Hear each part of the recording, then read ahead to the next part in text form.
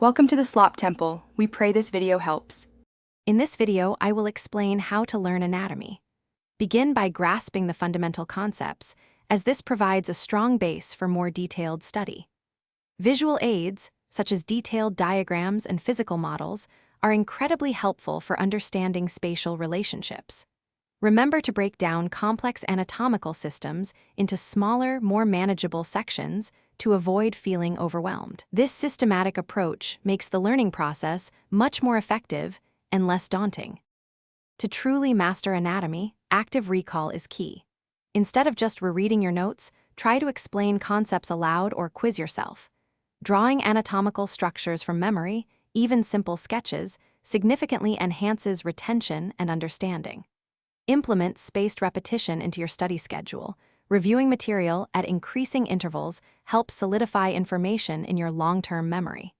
These techniques will make your study sessions more productive. There are many excellent resources to support your anatomy journey. High-quality anatomy atlases and textbooks provide incredibly detailed images and descriptions. Don't hesitate to explore modern 3D anatomy apps and virtual dissection tools, which offer interactive ways to visualize structures.